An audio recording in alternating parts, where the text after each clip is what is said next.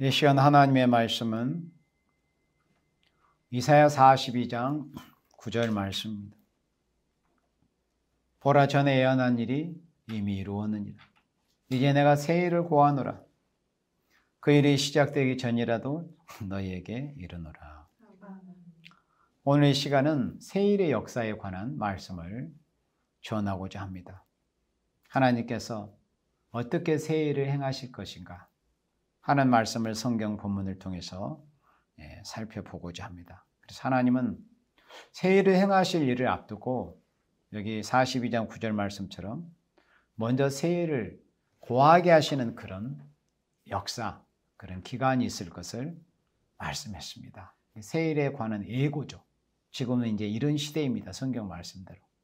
앞으로 이사야 43장처럼 하나님의 새 일을 행하실 때에 그 새 일을 행하실 때가 이제 있는데 그 새 일을 행하실 때를 앞두고 하나님께서 이렇게 새 일을 행하신다는 것을 고하는 이런 시기, 기간이 있을 것을 이렇게 말씀하셨습니다. 그리고 이제 우리 다음 장 이사야 43장 18절 말씀을 보도록 하겠습니다. 너희는 이전 일을 기억하지 말며 옛적 일을 생각지 말라. 지나간 일들이죠. 구약시대든 또 신약시대에 이르러서도 오순절 성령의 역사로부터 시작해서 지금까지 하나님께로부터 인생을 통해서 나타내신 얼마나 크고 놀라우신 그런 역사들이 있었습니까? 구약 때 출애굽 역사, 또 바벨론 해방의 역사, 요단강이 갈라지는 역사, 오순절 성령 강림의 역사, 그런 엄청난 역사들이 역사적으로 있었습니다. 그래서 그렇지만 하나님께서 새 일을 행하실 때를 말씀하실 때 너희는 이전 일을 기억하지 말라. 옛적 일을 생각지 말라. 그러니까 옛날 일들을 다 없는 것처럼 잊어버리라는 뜻이 아니고 앞으로 하나님이 행하실 그 새 일의 역사와 이제 비교해서 견주어서 마지막 하나님이 행하실 그 역사가 새 일의 역사가 너무 크고 엄청난 역사이니까 지나간 그런 일들은 미련을 갖거나 지난 하나님의 그런 역사에 머물러 있지 말라는 그런 의미입니다. 19절에 보라, 내가 새 일을 행하리니 이제 나타낼 것이라. 그러니까 지금까지도 하나님께서 인류 역사에 있어서 창조주 하나님 여호와께서 행하신 그 엄청난 역사들이 얼마나 많이 있었다는 것을 우리가 성경의 기록을 보아도 잘 알 수 있습니다. 그렇지만 이전 일을 기억하지 마라. 옛적 일은 생각지 말라. 보라, 내가 새 일을 행하리니 새로운 일을 행하실 것인데 이제 나타낼 것이라고 이렇게 말씀하셨습니다. 그러면 여호와 하나님께서 어떻게 새 일을 나타내실 것인가 하는 것을 이제 우리 1절 말씀부터 이제 보게 될 때 우리 1절 야곱아 너를 창조하신 여호와께서 이제 말씀하시느니라. 이스라엘아 너를 조성하신 자가 이제 말씀하시느니라. 너는 두려워 말라.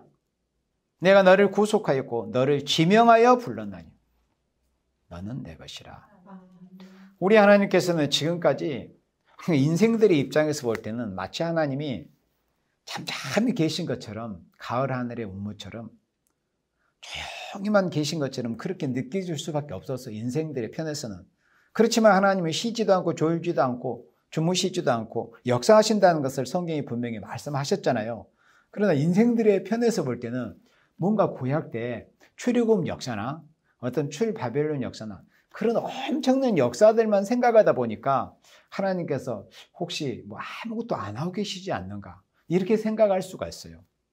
하나님은 쉼없이 역사를 하고 계시는데도. 그래서 하나님은 지금까지 인생들의 생각에 잠잠히 계시는 것 같이 보이니까 모든 인간들이 하나님을 무시하고 또 하나님이 없다는 사람들에게 심지어 미혹을 당하고 있기까지 합니다.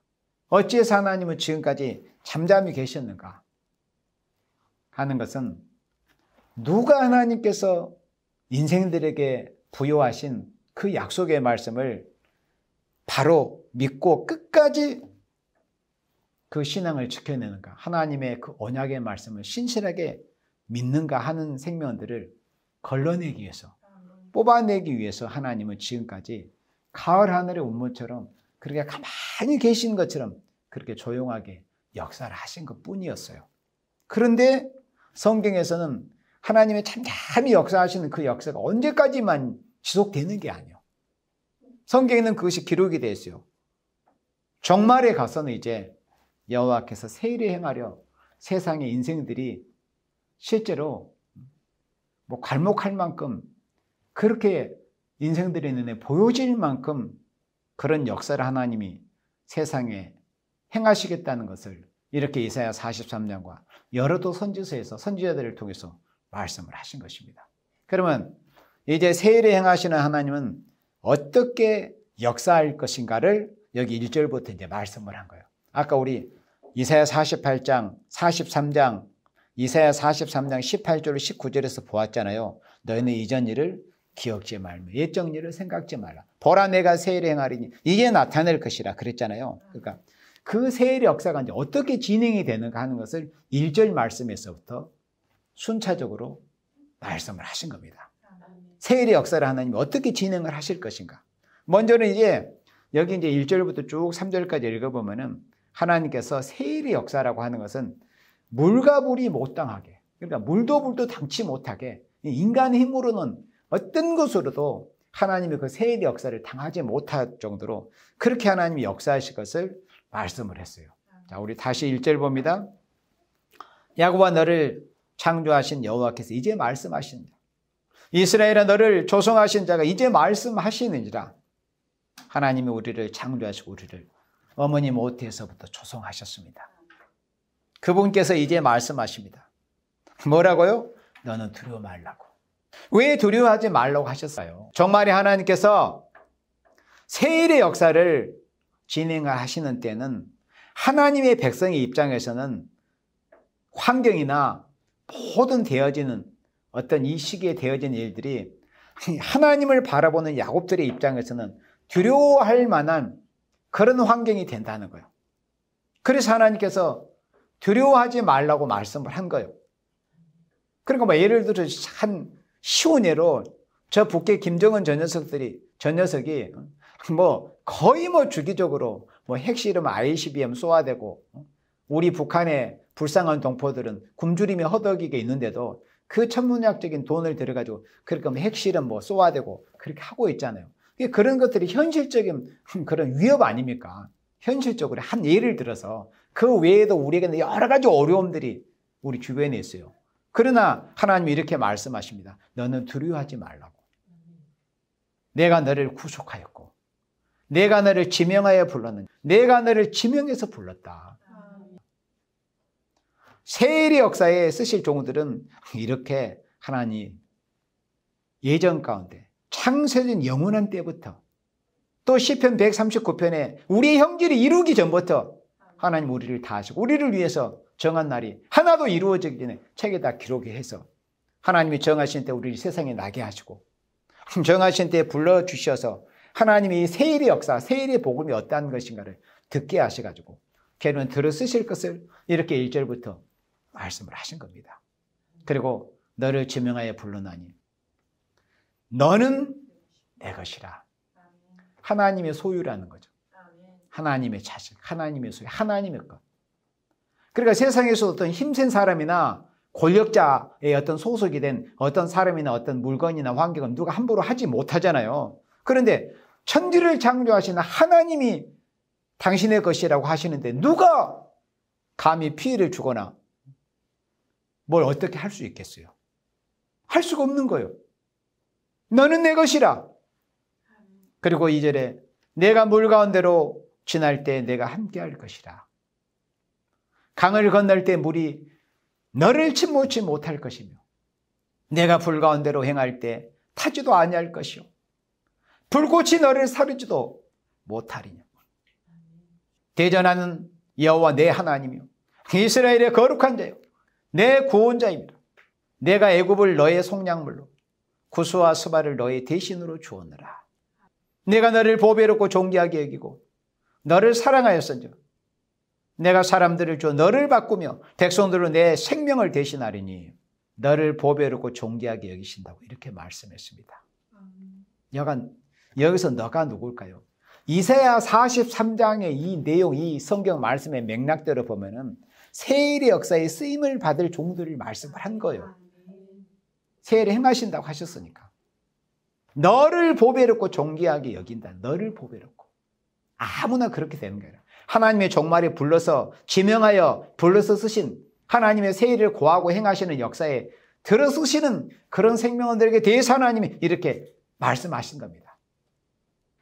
그냥 무작위로 설교하기 위해서 모든 하나님의 백성들에게 이렇게 너라고 그렇게 설교는 할 수는 있지만은 여기 이사야 43장에서 말씀하신 이 말씀의 의미대로 보면은 하나님 여호와께서 종말에 물도 당치 못하는 그런 세일 역사에 사용하실, 들어 쓰실 종들을 대해서 너라고 이렇게 말씀을 하는 겁니다. 물도 당치 못하는 역사. 여호와 세일의 역사의 첫 번째는 2절로 3절에 물과 불이 목당하는 역사라고 말씀했습니다. 하나님은 지금까지 잠잠히 계신 것처럼 그렇게 역사를 하셨기 때문에 하나님을 대적하는 원수들이나 하나님의 백성 그리스도인들을 대적하는 원수들이 하나님께서 사랑하시는 하나님의 자녀들을, 하나님을 대적하는 원수들이 하나님을 사랑하는 그런 자녀들을 물에도 불에도 죽인 일이 있었습니다. 그러나 그것은 아직은 때가 되기 전이었기 때문에 그렇게 순교를 허락하신 것 뿐이었습니다. 죽어서 구원받는 그 시대는 하나님은 순교를 허락했습니다. 또는 한 번 죽는 것은 정하신 뜻이라고 했기 때문에 그런 말씀이 이루어진 기간이었기 때문에 하나님이 당신을 사랑하시는 생명들이 원수들에게 죽임을 당하는 것을 하나님이 그냥 지켜만 보고 계셨어요. 때가 안 됐기 때문에. 그러나 여기 이사야 43장의 말씀대로 여호와께서 세일을 행하실 때는 물에도 불에도 피해를 당하지 않도록 역사를 해 주실 것을 말씀을 한 겁니다. 이거는 상징이나 영적인 말씀이 아니에요. 실제로 문자적으로 이루어질 말씀입니다. 왜 오늘날 사이비 집단들이 이런 말씀들을 다 상징적으로 영적으로 비유로 그렇게 돌린다고 했어요? 자신들이 그렇게 하지 못할 것이기 때문에, 자신들이 그렇게 하나님 앞에 보호를 받지 못할 것이기 때문에, 그럴 만한 믿음과 확신이 없기 때문에 그러는 거예요. 이 말씀은 상징이나 영적인 말씀이 아니에요. 한 예를 들어보세요. 다니엘 3장에서 보면은 다니엘의 세 친구가 자기네들의 생명을 내어놓고 백절불굴의 그런 신앙의 정절을 지켰습니다. 그렇게 자신들이 여호와 하나님을 향한 그 백절불굴의 신앙을 지킬 때 풀무불 앞에서는 자신들의 신앙을 지켜냈어요. 그러나 풀무불에 던져진 다음에는 자신들의 그 목숨을 스스로 지켜낼 수가 없습니다. 그래서 인간이 지켜야 될 게 있고 하나님이 지켜야 될 것이 있어요. 하나님이 지켜주셔야 될 것이 있습니다. 인간이 지켜야 될 것은 내가 내 생명을 지키는 게 아니에요. 다만 우리 인생들이 지켜야 될 것은 내가 하나님의 신앙의 정죄를 지키는 거예요. 우리의 생명은 하나님이 지켜주시는 거예요. 물이 불이 너를 피해를 주지 못하도록. 우리는 하나님 앞에 신앙의 정죄를 지키고 믿음을 지키는 거예요. 그래서 다니엘의 세 친구가 자신들의 신앙을 지켰어요. 믿음을, 절개를. 그렇게 지키니까 풀무불에 던져졌을 때 하나님이 천사를 보내셔가지고 다니엘 세 친구를 그 평소의 그 열기보다도 온도보다도 7배나 뜨겁게 하는 그 풀무불에 던져졌을 때에도 머리털 하나 그슬린 냄새조차 없었습니다. 머리털이나 어떤 의복이나 몸이 태워지는 것 정도가 아니라 머리카락 하나 그슬린 냄새 하나도 없었다고 그렇게 성경이 증거하고 있습니다. 그것이 영적인 것입니까? 그게 상징이었습니까? 아니에요. 그 말씀은 문자 그대로 이루어진 것이 역사적으로 역사서로 기록이 된 겁니다. 인간 종말에도 그런 일이 있을 것에 대한 예언적인 역사였어요.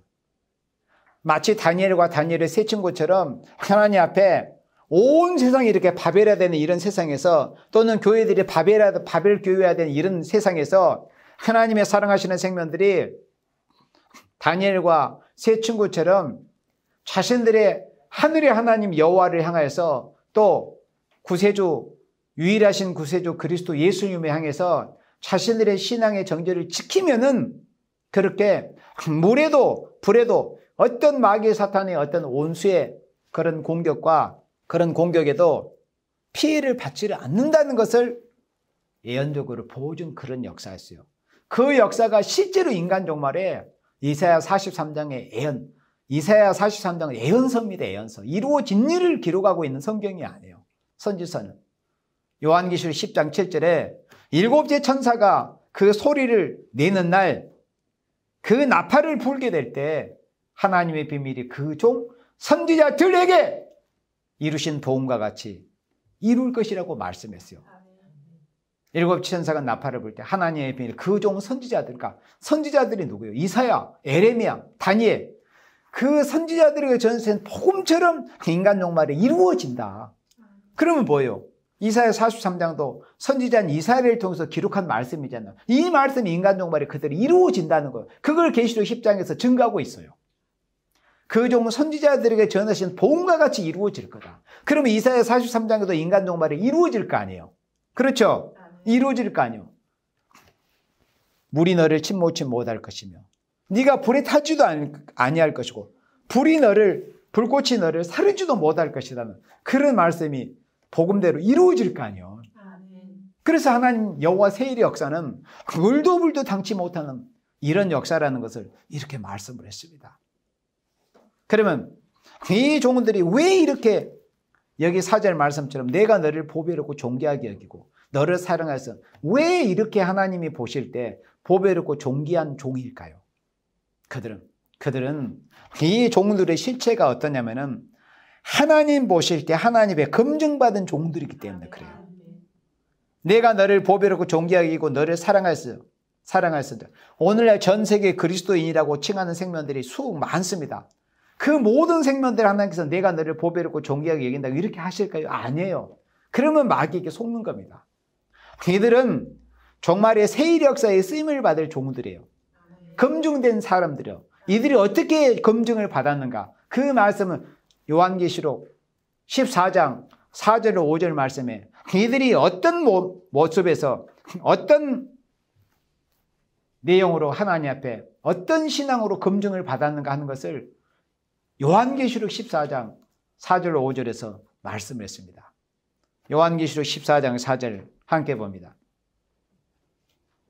이 사람들은 여자로 더불어 더럽히지 아니하고 그러니까 신앙생활하면서 교회라는 곳에서 신앙의 정절을 지켜냈다는 거예요. 교회가 바벨화된 그런 모습, 세속화되는 그런 모습과 함께 휩쓸리지 않고 자신이 하나님 앞에 백절불결의 신앙의 정절을 지켜냈다는 거예요. 그래서 하나님 보시기에 오늘 본문에 내가 너를 보배롭고 존귀하게 여긴다고 하는 거예요. 네가 심히도 어렵고 심히도 피곤하고 공고한 가운데서도 고독하고 고적한 그런 가운데 여호와 하나님만의 악망이 있다 바라봤다. 네가 신앙의 정절을 지켰구나. 그래서 내가 너를 보배롭고 존귀하게 여긴다는 거. 여자로 더불어 더럽히지 아니하고 정절이 있는 자라. 그리고 어린 양이 어디로 인도하든지 따라가는 어린 양이 누구예요? 성경 요한계시록 어린 양은 예수님을 가리키는 거예요. 우리같이 죄 많은 인생들을 대신해서 그 유월절 어린 양 희생의 제물로 나를 대신해서 대속의 제물로 드려주신 그 예수님을 비유해서 요한계시록에서는 어린 양이라고 이렇게 말씀하신 것입니다. 그래서 어린 양이 어디로 인도하든지 따라가는 자며 그러니까 예수님이 어디로 인도하든지 따라가는 자가 하나님 앞에 인정받아서 하나님 보실 때 세일의 역사에 쓰임을 받은 종들로 너를 보배롭고 존귀하게 여긴다고 이렇게 말씀을 한 겁니다. 어린 양 예수님이 인도하신 대로 따라간다는 것이 이게 성경에 읽는 게 쉽고 듣는 게 말이 쉽지 예수님이 인도하신 대로 따라간다는 것은 심히도 어렵습니다. 사실은 아무리 내가 모든 것을 인간적으로 준비됐다 구비됐다 모든 걸 이제 명령만 떨어지면 나는 갈 수 있다 그렇게 한다고 할지라도 예수님의 뜻이 아닌 것을 알 때 돌이킨다는 것이 그게 쉽지는 않는 거예요. 그걸 모든 것을 내려놓고 모든 것을 다 부셔버리고 모든 것을 깨트려버리고 그것을 중지하고 돌이킨다는 것은 사람이 생각이나 말이 쉽지 않습니다. 그러나 보배롭고 존귀하게 여기시는 이런 생명들은 마지막 세일 역사에 쓰임받을 생명들은 하나님 앞에 이 검증에 합격된 생명들이에요. 어린 양이 어디를 인도하든지 따라가는 자며 그것이 설령 사지라 할지라도 그 힘든 길이라 할지라도 그 길이 설령 배고픈 길이라 할지라도 어린 양이 인도하더니 따라가는 자며, 그리고 사람 가운데 구속을 받아 처음 익은 열매로 하나님 보시되 최고로 아름답게 맛있게 보이는 처음 익은 열매. 우리가 세상 과일, 귤도 조생종을 사람들이 제일 맛있게 여기고 실제로 상품 거리에서 조생종이 제일 비싼 값에 매매가 되지 않습니까? 왜 그래요? 처음 익은 열매이기 때문에 그런 거예요. 하나님이 보실 때도 이렇게 신앙의 정절을 지키며 예수님이 인도하신 대로 어디든지 따라가는 이런 생명들은 하나님 보실 때 처음 익은 열매와 같은 이런 생명들이요. 이런 생명들이 정말 이사야 43장 같은 세일의 역사에 존귀하고 보배롭고 쓰임을 받을 수 있다는 겁니다. 그리고 하나님과 어린 양에게 속한 자들이에요. 이사야 26장에 보면은 다른 주들에게 속한 말씀이 나와요. 다른 주가 아니고 인간을 우상하고 죽은 자를 우상하고 뭐 하찮은 어떤 정권자들을 우상하고 어떤 정파에 속해 있고 무슨 어떤 종교의 파벌에 속해 있고 인간에게 어떤 인간을 자기 주인으로 어떤 귀신을 자기 주인이나 우상으로 섬기지 않고 하나님과 어린 양에게만 속한 자들이에요. 이사야 26장의 말씀대로 다른 주를 두지 않는 자들. 다른 주가 뭐예요? 우상이거든요. 우상. 그게 인생이 될 수도 있어요. 또 다른 주가 자신에게 입장에 따르는 돈이 자기의 주가 될 수도 있습니다. 세상의 어떤 명예와 권력이 자기에게 주가 될 수도 있어요. 그러나 그런 다른 주들을 두지 않고 우상을 두지 않고 오직 하나님만, 나 때문에 우리 때문에 십자가에서 대속의 피를 흘려주셨다가 사흘 만에 부활해서 부활 성천해서 지금도 재림하실 그런 역사를 하고 계시는 어린 양 예수님에게만 속한 생명들, 이들이 하나님 보실 때 처음 익은 열매입니다. 그리고 5절에 그 입에 거짓말이 없어요. 거짓 선지자들은 입만 열면 거짓말합니다. 자신들이 그렇게 해내지 못하기 때문에 비유로 돌리고 상징으로 돌린다고 그랬죠. 그렇지만은 하나님께 인정받고 종말의 세일 역사에 쓰임받을 이런 생명들은 그 입에 거짓말이 없고 흠이 없는 자들이더라. 그러니까 이렇게 검증된 생명들이에요. 이렇게 검증된 생명들이 다시 본문으로 돌아와서 이사야 43장 4절에 내가 너를 보배롭고 존귀하게 여기고, 그러니까 요한계시록 14장 4절로 5절에서 이렇게 하나님 앞에 신앙으로 인정받고 검증된 생명이기에 정말의 세일 역사에 쓰임받는 생명들은 하나님 보실 때 내가 너를 보배롭고 존귀하게 여긴다는 거예요. 그리고 너를 사랑하였으죠. 그리고 심지어 내가 사람들을 줘 너를 바꾸기까지 한다는 거. 그러니까 네가 어떤 죽어야 될 그런 환경이나 처지가 된다면 다른 자들을 대신하게 하겠다는 거예요. 그걸 알아야 돼요. 지난 시간들을 거치면서 세상에는 지진으로 많은 사람이 죽게 됐습니다.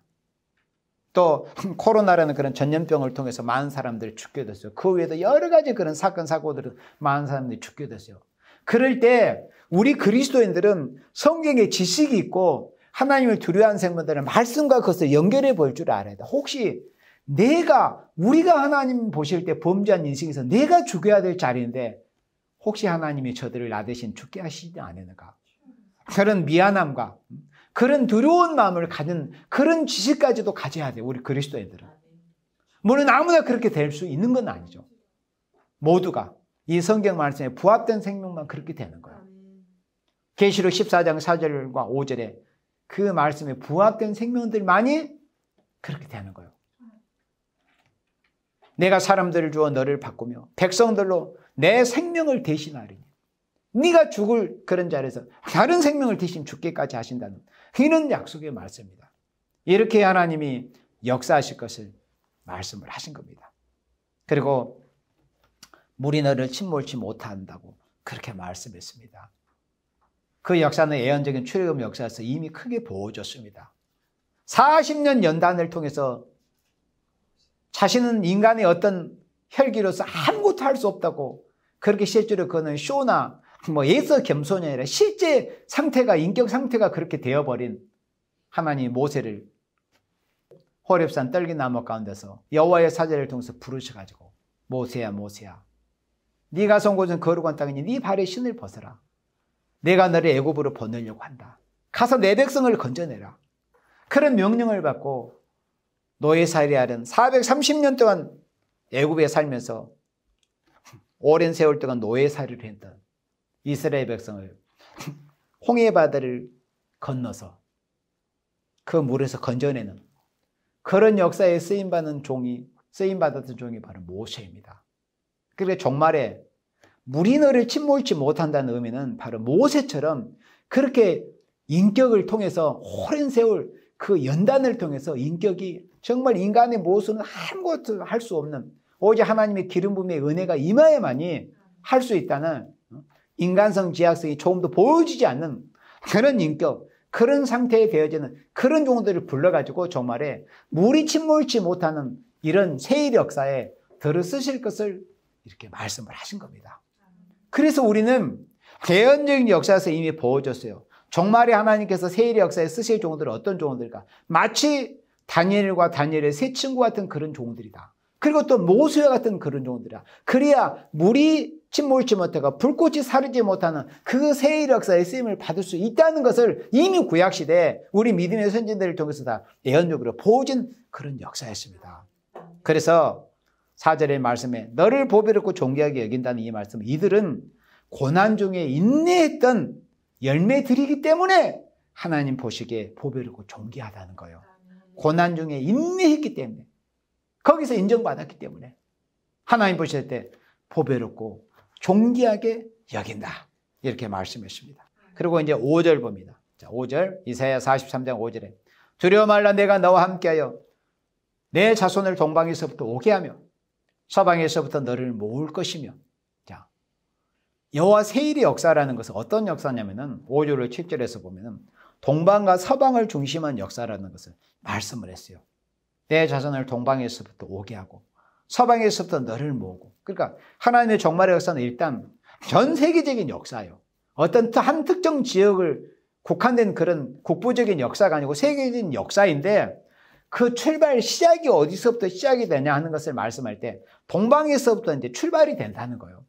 그런 모든 선지서의 말씀을 한 구절로 집약해서 요한계시록 7장 2절에서 이렇게 말씀했습니다. 또 봄에 다른 천사가 살아계신 하나님이 인을 가지고 해 돋는 데로부터 올라온다는 것을 계시록 7장 2절에서 말씀을 했어요. 그러니까 여호와 세일의 역사라는 것은 전 지구적인 역사예요. 온 세상의 역사입니다. 그렇지만은 그 출발 기점은 어디서부터 분명히 시작이 되냐? 하나님이 기준하는 곳으로부터 예루살렘을 기준해서 또 요한계시록을 이제 기록했던 단모섬을 기준해서 볼 때 동편, 해 뜨는 방향에서부터 해 도는 편에서부터 마지막 이 세일의 역사가 이 기점, 출발이 된다는 것을 이렇게 말씀을 한 겁니다. 그래서 종말의 역사는 동방을 중심하는 동시에 이제 서방으로 이제 건너가는 거예요. 그런 역사가 이사야 59장 19절 말씀에서도 이렇게 예언이 됐습니다. 이사야 59장 19절에서 서방에서 여호와 이름을 두려워하겠고 서방에서는 여호와 이름을 두려워하지 소문에 들었다는 거죠. 그런데 해 도는 편에서 그의 영광을 두려워한다는 거. 그 하나님의 영광의 역사를 직접 사람들이 보게 된다는 거죠. 영광을 두려워할 것을. 여호와께서 그 기운에 몰려 급히 흐르는 하수같이 오실 것이며, 이것은 예수님의 재림의 역사를 이렇게 말씀을 한 겁니다. 그래서 동방에서부터 이제 하나님의 마지막 종말의 역사인 세일의 역사가 시작이 돼요. 시작이 되지만 동방에서만 머물렀고, 무슨 동방에 사는 사람들은 구원받는 게 아니고 십자가 부활을 증거하는, 이루어진 일을 증거하는 역사도 일단 예루살렘에서부터 시작은 됐잖아요. 예루살렘이 동서양을 구분하는 동방이잖아요, 예루살렘이. 그러니까 그 지중해 동쪽에 있는 그 예루살렘에서부터 오순절날 성령 임해가지고 거기서부터 예수님께서 예고하신 대로 예루살렘과 온 유대와 사마리아와 땅끝까지를 내 증인이 되리라, 그렇게 말씀하셨습니다. 그래서 하나님은 성경의 예언대로 그 기점이 있습니다. 기점. 그러나 그 기점에 머물러 있는 게 아니에요. 결국은 온 세계 복음이 전해지는 거예요. 그게 하나님의 공의입니다. 일부 몇 사람에게만 알려주시고 하나님이 심판하시는 건 그게 어떻게 하나님의 공의가 되겠습니까? 하나님은 모든 사람들에게 들을 수 있도록 또 기회를 주십니다. 그게 하나님의 공의입니다. 그렇게 해서 창세기 9장에서 하나님께서 노아 할아버지의 입을 통해서 예고하시고 예언하신 그 말씀이 이루어지게 되는 것. 셈이 하나님 여호와를 찬송하리로다. 그렇지만은 가나안은 이제 셈이 종이 되고 창세기 9장 27절에서 이렇게 하나님이 노아 할아버지를 통해서 예언하게 하실 때 하나님이 야벳은 창대케 하신다. 그러니까 이 야벳, 원래 그 백인종들, 야벳의 그런 족속을 먼저 창대하는 역사가, 기술 과학 문명을 선도하는 그런 역사가 있어가지고 아주 창대하는 그런 역사가 있지만은 결국 전국에는 셈의 장막에 깃들게 하시는 그 예언이 성취되는 역사가 마지막 종말의 세일의 역사, 동방 역사라고 하는 겁니다. 다시 본문에 43장 이사야 43장 6절에 내가 복방에게 이르기를 놓으라. 이게 복방에 이르기를 놓으라 하는 말씀. 지금 이 아시아 대륙을 중심에서 보면은 거의 복방에 중공, 러시아, 또 이 북한, 그곳은 다 지금은 러시아가 외형적으로는 명목상으로는 공산당이 아닌 다른 어떤 그 이름을 표명하는 그 푸틴 당이 집권하고 있지만은 사실 실질적으로는 소련의 후계 그 정권이에요. 이름은 공산당이 아니라는 거죠. 하는 짓을 봐요, 지금도. 그러니까 지금도 중공간에는 자유롭게 마음대로 그리스도의 복음을 전할 수가 없습니다, 실제로. 북한은 말할 것도 없거니와. 러시아도 마찬가지요. 다른 국가의 선교사들이 개신교 선교사들 마음껏 가서 마음껏 자유롭게 복음 전도를 할 수가 없습니다, 실제로. 얼마나 제약이 많은지. 그러니까 이 성경 말씀들은 그렇지만은 내가 복방에 이르기를 놓으라 하는 이 말씀은 하나님께 이렇게 보배롭고 존귀하게 물가불이 당치 못하는 역사에 사용하시 이런 종들을 통해서 그때 이제 종들에게 왜 종들이 물가불이 당치 못한 이런 역사를 할까요? 하나님께서 능력 권세가 임하기 때문에 그러잖아요. 그럼 이런 종들을 통해서 복력 땅에 신앙의 종교의 자유가 없는 그런 곳에 가서 이제는 하나님께로부터 강한 능력과 권세를 실제로 행하게 하셔가지고 그 복력 땅에 있는 철의 장막 속에 있는 양떼들, 공산차에 신앙의 종교의 자유가 없는 이런 곳에 처한 하나님의 택한 백성들에게도 복음을 전하여 그들을 실제로 이끌어내는 이런 해방의 역사가 있다는 거. 그래서 여기 북방에 이르기를 놓으라고 한다고 하는 거예요. 그리고 남방에 이르기는 구루하지 마라. 이 남방에게 이르기는 구루하지, 이거는 교권을 말씀합니다. 오늘날 교권이 하나님의 백성들이 정말 하나님께서 인정받은 자유로운 진리에 부합한 바른 신앙생활을 하지 못하더라는 그런 이 교권의 틀에 매여가지고 자유롭게 신앙의 양심대로 신앙생활을 하는데 제약이 있게 하는 이런 구루를 하고 있는 이런 형편이 있다는 것을 이렇게 말씀을 한 거예요. 그렇지만은 정말 이제 세일 역사가 강권적으로 진행이 될 때는 남방에 이렇게 구루하지 마라. 교권에 매여 있는 참된 진리의 말씀을 미가 7장 1절 말씀대로 처음 읽은 무화과를 먹을 수 없는 생명의 양식, 시대적인 때에 따른 양식을 바로 듣고 받아 먹을 수 없는 그런 상태에 있는 그런 교권 아래에 있는 생명들을 해방시켜내는, 영적으로 해방시켜내는 이런 역사를 말씀해서 남방에 이르기를 구루하지 말라 이렇게 말씀을 한 겁니다. 그리고 내 아들들을 원방에서 이끌며 내 딸들을 땅끝에서부터 오게 하라. 이제 하나님의 동방 역사, 세일 역사가 동방에서부터 시작이 될 때는 온 이 지구, 전 지구로 이제 편만하게 퍼져가지고 하나님의 택한 백성, 그리스도인이라고 하는 사람들 중에서도 아까 요한계시록 14장 4절 5절에서 말씀한 것처럼 그런 내용에 부합한 정말 땅에서 처음 익은 열매 같은 그런 생명들을 이제 다 이끌어내는 그런 역사가 마지막에 있어요. 그 종들의 수를 합하여서 14만 4천이라고 하는데 그런 종들이 이제 모아가지고 마지막 때 이제 5개로 환란이라는 전 3년 반기의 마지막 부분에 해당이 되는 5개로 환란 때 실제로 여기 복방에 이르기를 놓으라는 이 말씀대로 복방 세력에게 그 신앙의 자유가 없는 곳에서 예나제나 주님이 오실까를 기다리면서 신앙생활하는 그런 생명들을 해방시키는 이런 역사가 종말에 있을 것을 이렇게 6절에서 말씀을 한 겁니다. 그리고 7절에 물은 내 이름으로 일컫는 자 곧 내가 내 영광을 위하여 창조한 자를 오게 하라. 그들을 내가 지었고 만드니라. 우리 인생에 하나님 앞에 지음받는 목적이 뭡니까? 하나님의 영광을 위해서 우리가 지음받았어요. 그게 우리 인생의 본분 아닙니까? 그런 생명들이 이제 이끌어내는 이런 강권 역사가 정말에 이 동방에서부터 시작이 되는 이 세일 역사를 통해서 있게 된다는 것을 이렇게 말씀을 하신 것입니다. 오직 영광을 위해서 택한 자들은 동방에서부터 시작해서 서방과 모든 이제 온 세상에서 돌아오는 이런 역사가 있다. 그 다음에 우리 10절 봅니다. 이사야 43장 10절에 나 여호와가 말하노라 너희는 나의 증인, 여호와께서 너희는 나의 증인이라고 하셨어요. 여호와의 증인.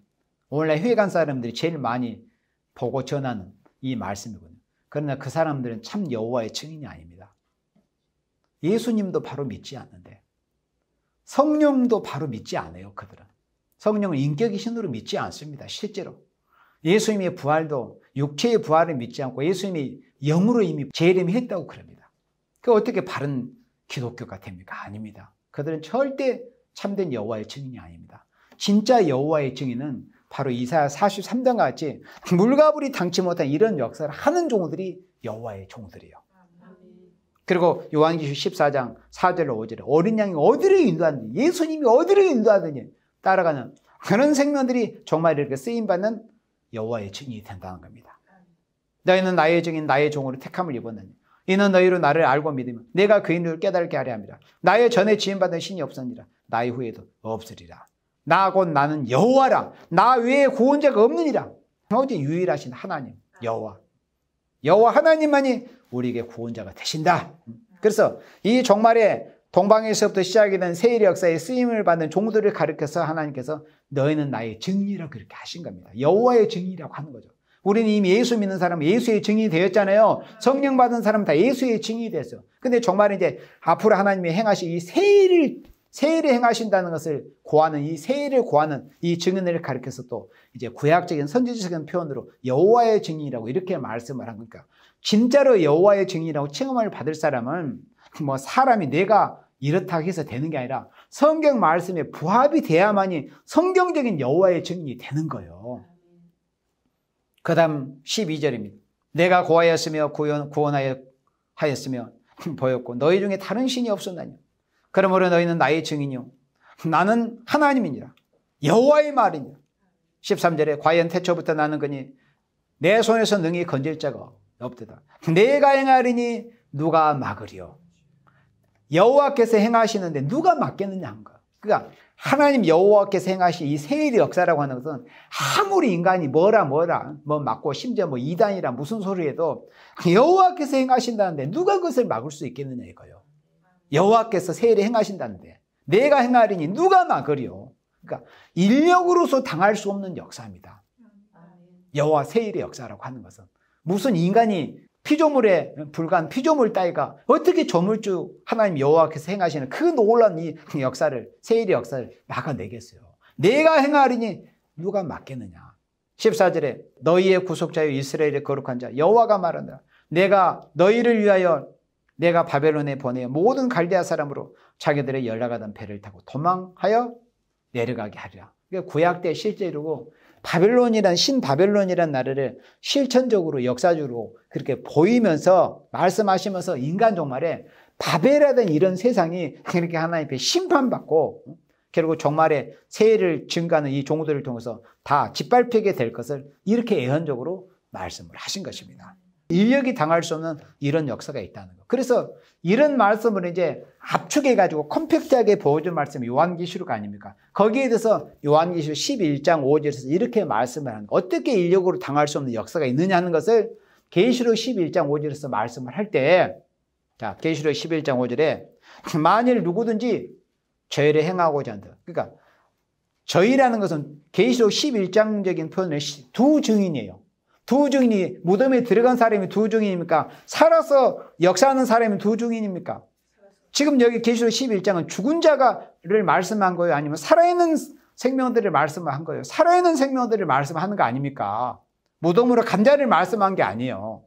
만일 누구든지 저를 해하고자 한즉 저희 입에서 불이 나서 살아있는 종들의 역사예요. 두 증인의 역사라는 것은 죽은 자는 두 증인이 될 수가 없어요. 저희 입에서 불이 나서 그 원수를 소멸하지. 두 증인이 이런 역사를 하는 거예요. 1260일 동안 저희 입에서 불이 나서 원수를 소멸해버려요. 누구든지 해하려면 반드시 이와 같이 죽임을 당하리라. 그러니까 누구든지 이 두 증인 살아서 역사하는 이 변화 속으로 두 증인 14만 4천을 대적하면은 그 입에서 이 말씀에 불의 권세가 나서 원수까지 소멸해버리는데 이런 역사를 누가 당해내겠느냐 하는 거예요. 인력으로 당할 수 없는 역사예요. 종말의 역사는. 그리고 우리 구약성경 미가 5장 또 한 구절 더 보겠습니다. 미가 5장 8절에서 정말 이제 하나님께서 세일 역사에 쓰임받는 종들이 이렇게 능력 있고 권세 있게 들어쓰실 것을 약속하실 때 미가 5장 8절에 야곱의 남은 자는 열국 중과 여러 백성 중에 있으리. 그래 야곱의 남은 열국 중과 여러 백성 중에 있어요. 어느 한 특정 지역에 무슨 대한민국이라든지 무슨 어느 특정 지역이라는데 거기에만 국한돼서 있는 게 아니고 종말에 쓰임받은 두 증인 14만 4천은 온 세계 편만하게 열국과 여러 백성 중에 있다는 거예요. 그들은 수풀의 짐승 중에 사자 같고 양떼 중에 젊은 사자 같아서 만일 지나간 즉 밟고 찢으리니 능히 구원할 자가 없으리라. 이렇게 놀라운 역사에 누가 대적을 하겠느냐. 내 손이, 그래, 너의 손이 내 대적 위에 들려서 내 모든 원수를 진멸하기를 바라노라. 정말의 세일 역사에 쓰임을 받는 종들은 이렇게 절대 권력을 부여하시는 거, 살생권까지 주시는 거, 살생권까지. 그때는 사람 죽여도 살인죄가 해당이 안 돼요. 하나님께서 원수를 심판하는 역사이기 때문에. 내 손이 너의 대적 위에 들려서 내 모든 원수를 진멸하기를 바란다고 하셨잖아요, 하나님께서. 정말의 세일 역사에 쓰임을 받는 종들은 이런 권세를 받아서 인력이 당할 수 없는 이런 역사를 하게 하실 것을 말씀을 하신 것입니다. 그 다음 다시 본문으로 돌아옵니다. 이사야 43장 15절 다시 본문으로 돌아서 나는 여호와 너희의 거룩한 자 이스라엘의 창조자여 너희 왕이니라. 바다 가운데 길을 큰 물 가운데 첩경을 내고 병과 말과 군대 용사를 이끌어내서 그들을 일시에 엎드려져 일지 못하고 소멸하기를 꺼져가는 등불을 갖게 한 나 여호와가 말하라. 이 말씀은 16절로 17절마다 과거사를 말씀을 한 거예요. 출애굽 역사를. 애국 군대가 이스라엘 백성이 급히 나간 것을 이제 나중에 후회해가지고 급히 쫓아오잖아요. 다시 잡아가서 노예로 삼으려고. 그렇지만은 하나님께서 홍해 바다가 갈라지게 하여 이스라엘 백성을 쏙 빼내시고 그 애국 군대가 병거를 몰고 미친 듯이 홍해 바다가 갈라져가지고 묻히 드러난 그곳으로 겁없이 들어왔다가 하나님이 양쪽 물이 합하여가지고 합장되게 해버리니까 그 물속에서 다 수장되어 버렸잖아요. 그런 증거들이 실제로 홍해에서 지금 발견되고 있잖아요. 옛날 그 애국 군대가 탔던 그 병거 바퀴나 이런 것들이 실제로. 그러나 성경은 뭐라고 말씀했느냐. 18절에 너희는 이전 일을 기억하지 말라는 거가. 출애굽 역사가 사실 인류 역사에 있어서 우리가 하나님의 역사를 생각할 때 있잖아요. 하나님의 엄청난 역사가 많이 있었지만은 흔히 우리가 가장 쉽게 생각하고 많이 알려진 역사가 출애굽 역사 아닙니까? 얼마나 엄청나고 장엄한 역사였습니까? 그렇지만은 마지막에 하나님이 행하실 세일의 역사와는 사실은 비교할 수 없다는 거예요. 출애굽 역사도 예언적인 역사일 뿐이고 정말의 하나님이 행하실 세일의 역사에 비해 그 규모나 그 능력의 역사에는 비교할 대상이 안 되는 거예요. 그래서 이렇게 말씀을 한 겁니다. 너희는 이전 일을 기억하지 말까. 그러니까 하나님의 역사의 출애굽 역사가 얼마나 대단한 역사였냐. 그리고 요단강이 갈라진 역사가 대단한 역사였잖아요. 또 오순절날 성령이 강림하신 역사가 대단한 역사가 맞잖아요. 그렇지만 그런 엄청난 하나님의 역사가 있었음에도 그런 일들은 미련을 두지 말아라. 거기에 붙잡혀 있지 마라. 이제는 앞으로 하나님이 더 크고 놀란 그 과거의 출애굽 역사 그런 역사보다도 비교할 수 없는 그런 역사가 있을 거다. 옛적 일을 생각하지 마라. 이렇게 하나님이 말씀을 한 겁니다. 그 역사가 무슨 역사입니까? 보라 내가 세일을 행하리니. 세일을 행하시겠다는 이런 역사예요. 요한계시록 11장 6절에서 이제 과거의 모세 역사에 비교할 수 없는 역사라고 했잖아요. 여호와 세일의 역사는 15절로부터 18절까지는 세일의 역사가 어떤 역사라는 것을 말씀할 때 과거 모세 역사에 비할 수 없다는 역사를 말씀해야 돼. 모세 때는 있잖아요. 하나님이 하나님의 사람 모세를 10가지 재앙에 국한되는 그런 재앙을 내리게 했어요. 그리고 홍해라는 한 국한된 그런 지역에서만 그런 역사가 있게 했습니다. 그러나 정말의 하나님 마지막 때 행하실 세일의 역사라고 하는 것은 지금 오늘 이 시간에 이사야 43장을 쭉 보았지만 그렇게 엄청난 역사이며 또 요한계시록 11장 6절에서 대조하기 좋은 구절이 있어요. 자, 요한계시록 11장 6절에서 보면은 저희가 권세를 가지고 하늘을 닫아 그 예언을 한다. 저희가 누굽니까? 두 증인이요. 두 증인은 죽은 자가 아니라고 그랬어요. 거듭도 그 말하지만 살아있는 생명이에요. 두 증인은. 저희가 권세를 가지고 하늘을 닫아 그 예언을 하는 기간이 얼마예요? 1260일이에요. 3년 반 동안 비 오지 못하고. 이 비라는 건 실제 이 육적인 비를 이 실적인 육적인 비를 말씀한 게 아니고 영적인 성령의 은혜의 역사가 비같이 지금까지 은혜 시대는 내리는데 이제는 두 증인이 1260일 증가는 예언하는 기간 동안에는 지금까지 은사를 내려주시던 그러니까 뭐 저 같은 사람 예를 들어서 은사의 한 종류 방언 같은 걸 받았잖아요. 그러니까 그런 이 은사 성령의 역사를 그쳐버린다는 거예요. 왜? 이제 완전 역사를 부어주는 때이기 때문에. 그래서 하늘을 닫아 비 오지 못하게 하고 또 권세를 가지고 물을 변화해 피 되게 한다는 거예요. 물을 변화해 피가 되게 해요. 이거는 상징이 아닙니다. 실제로 문자적인 말씀이요. 구약 때 실제로 모세는 실제로 그렇게 했잖아요. 그러나 모세가 물이 피가 되기는 결국 나일강과 그 유역을 그 국한된 지역을 말씀했지만은 정말의 세일의 역사라고는 온 세계적으로 이 두 종인 권세받은 종들이 세계 어느 곳에서든지 마음만 먹으면은 사람들에게 어떤 증거를 보여주기 위해서 물이 피가 되게는 이런 역사, 그리고 아무 때든지 원하는 대로 모세는 아까도 말씀한 10가지 재앙에 딱 하나님의 횟수를 국한시켜 놨어요. 그렇죠? 그러나 정말의 세일의 역사 쓰임받은 종들은 아무 때든지 원하는 대로 여러 가지 재앙, 10가지만 이게 항목이 재앙된 게 아니라 여러 가지로 자유롭게, 그러니까 자유로운 권세를 부여하신다는 거예요. 그러니 과거의 모세의 역사는, 출애굽 역사는 비교할 수가 없는 정말의 역사가 마지막에 해돋는 편에서부터 시작이 되는 하나님 여호와의 세일의 역사라는 것을 이렇게 말씀을 하신 것입니다. 이와 같이 인간 종말에 구약에 하나님이 예언적으로 보였던 그런 역사는 비교할 수 없는 그런 역사들이 있다. 그래서 학개 선지자가 이스라엘 백성이 바벨론에서 해방받아서 돌아와서 성전을 재건하다가 중단됐잖아요. 원수들의 참소로. 그게 중단됐다가 한 15년 이상이 지나가지고 그 중단됐던 성전 재건 역사를 재개할 쯤에 하나님이 학개라는 선지자를 통해서 이렇게 하나님이 마지막 때 될 일을, 그때 될 일을 통해서 이렇게 경고하게 하셨습니다. 학개 2장 21절에 이렇게 하나님이 이제 이후에 될 일을 경고하게 하실 때, 너는 유다 총독 스룹바벨에게 고하여 이르라. 내가 하늘과 땅을 진동시킬 것이며 열국의 보좌를 엎을 것이며 열방의 세력을 멸할 것이요 그 병거들과 그 탄자를 엎드러뜨리지 말과 그 탄자가 각각 그 동무의 칼에 엎드러지리라. 그러니까 왜 학개 2장 21절을 잠시 읽었냐면은 모세 때는 사실은 하나님께서 어디를 진동하게 하셨어요. 모세 때는, 출애굽 때는 땅만.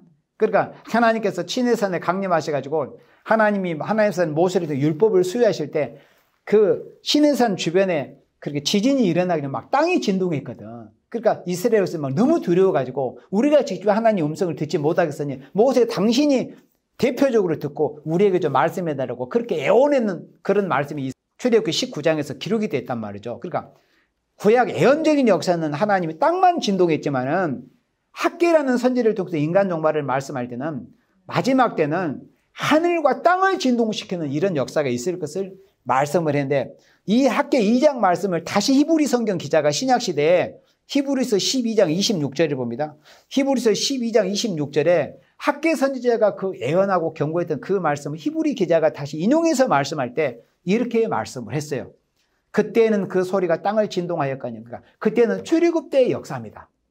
하나님께서 이스라엘 백성에게 율법을 수여하실 때 그때는 그 소리가 땅을 진동하였거니와. 이제는 약속하여 가라사대 내가 또 한 번 땅만 아니라, 그러니까 출애굽 역사 때 하나님이 땅만 진동하게 하셨어요. 땅과 물만. 그러나 마지막 때는 또 한 번 땅만 아니라 하늘도 진동하리라 하셨느니라. 이거는 뭐냐, 마지막 역사를 말씀한 거예요. 출애굽 때는 하나님이 땅만 진동하게 하셨지만은 마지막 때는 새로운 일을 행하시는 세일의 역사는 이 천지를 완전히 뒤집어 엎어버리는 이런 역사를 하실 때는 땅만 아니라 하늘도 진동시켜버린다. 그러니까 베드로서 3장 표현대로 하자면 하늘의 불에 타서 떠나가 버리는 이런 역사가 있다는 것. 이게 정말의 마지막 세일의 역사라는 것을 말씀을 했습니다. 자, 이제 정리합니다. 하나님은 세일을 고하는 일도 있어요. 아까 42장 9절에서 봤죠. 이사야 42장 9절에 세일을 고하시는 때가 지금이 그런 때입니다. 그런데 하나님이 언제까지 고하기만 하시는 게 아니에요. 이사야 43장 18절에서 이전 일은 너희가 기억하지 마라. 이제 내가 세일을 고하리니, 그렇게 이사야 43장 19절대로 이제 세일을 행하시는 때도 있다. 그러므로 세일을 행하시는 하나님께 우리가 축복을 받을 자는 세일을 고하는 애언을 믿고, 그러니까 읽고 두고 지키는 생명들이 하나님께 축복받을 생명들이라 하는 겁니다. 그러므로 우리는 세일을 고하는 애언의 말씀을, 세일을 고하는 애언의 말씀이 뭐냐면 하나님이 세일을 이렇게 행하신다는 것을 전하는 것이 읽고 듣고 지키는 애언의 말씀을 읽고 듣고 지키는 거거든요. 그러니까 세일을 고하는 애언의 말씀을 우리가 읽고 듣고 지켜서 이사야 43장 4절에서 약속하셨잖아요. 보배롭고 존귀하게 내가 너를 들어 쓰시겠다. 그러니까 우리는 세일을 고하는 애언의 말씀을 읽고 듣고 지켜서 하나님의 세일 역사, 여호와 세일 역사에 참으로 성경 말씀 그대로 보배롭고 존귀하게 들어 쓰임을 받을 수 있는 여러분들이 되시기를 주님의 이름으로 축원합니다. 아멘.